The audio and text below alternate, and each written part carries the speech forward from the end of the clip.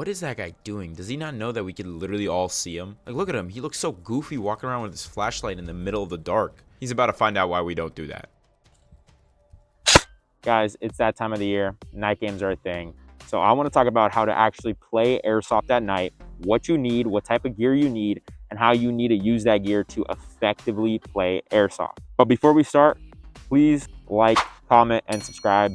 And if you do all those things, I may or may not be eaten by the Wendigo that's watching me right now. All right, let's actually start. You'll need 3 things: a headlamp, a gun light, and a tracer unit. All 3 of these things could be replaced by a nice pair of night vision, but chances are you don't have an extra 50 grand laying around. The headlamp may seem redundant because you have a gun light, but the headlamp serves a different purpose from the gun light. The headlamp is going to be your main source of light so that you could actually see your surroundings. On a perfect night when the moon is out and there's no clouds, you're going to be able to see just fine. But those kinds of nights are rare. You also don't want to have to point your replica at everything you want to see. Like, that's just not safe. Now, this headlamp needs to be using red light instead of normal white light. Red light is perceived differently than normal light by your eyes. Your eyes are not as strained when they adjust from red light to dark as they would be when they adjust from normal white light to dark. Red light allows you to see at night, maintain your night vision, and not be very obvious because human eyes aren't as sensitive to it, so it won't be seen from far away. You could get away with having your red light constantly on in an Airsoft game. Honestly, any cheap headlamp you could find on Amazon that lets you use red light will do for this, because you don't need like a super bright light. You just need a red light. The gun light is for 2 things. First, spotting your enemy. Basically, when you think someone is in an area, you use your gun light to light them up and then shoot them. At night, there are a lot of smart corners that people could hide in where you can't see them,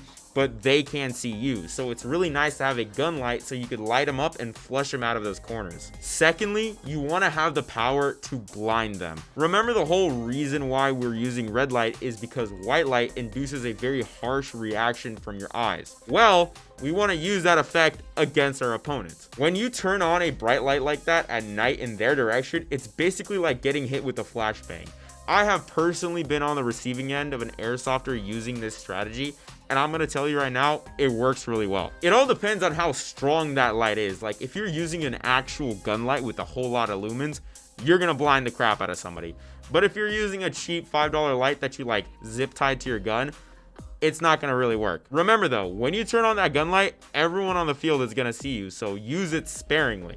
But we're gonna talk more about that later. Finally, the tracer unit. The tracer unit makes such a big difference when playing at night because they let you see where your BBs are going. At night, you won't be able to see your BBs flying through the air, so it's such a massive advantage to actually see them, see where they're going, and then adjust for where they're going. Yeah, they'll give your position away, but using a tracer unit is definitely worth it. Like, I guarantee you, the moment you use a tracer unit, you're gonna be like, dang, I don't want to not ever use a tracer unit. Tracer units are actually pretty cheap. Like, this tracer unit right here is the Ace Tech Brighter C, and it's really good. It's like 50 bucks. But remember, when you use a tracer unit, you also need tracer BBs.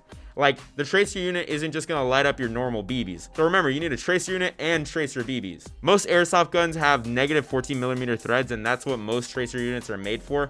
But make sure that your airsoft gun actually has those threads, so you don't buy a tracer unit that doesn't fit. Okay, so now we know what you need. Now let's actually talk about how to use that stuff, and it's a thing called light discipline. It is exactly what it sounds like. It's to be disciplined with your lights. You can't just use your main light everywhere you go, because the moment you turn on that gun light, everyone's gonna see it. The moment you shoot your tracer, everyone's gonna see it. You have to use all these things that are gonna give your position away sparingly. So only start shooting when you know someone's that way. Turn on your light when you think someone's over there. Don't just start shooting randomly. Don't use your light everywhere you go, because you're just gonna give yourself away and you're gonna get shot. Because you gotta think, right? It's dark outside and the only thing lighting up is you. So rely on that red light headlamp as your main source of just seeing light, and don't use the gun light. That gun light is specifically for blinding your enemies and spotting them. Okay, so now we know when to actually use the light. Now, what do we do when we've already used a light? Okay, we had to use it, we shot at somebody, what do? Well, you freaking run, okay? You run to somewhere else and you change your position. Let's say you shoot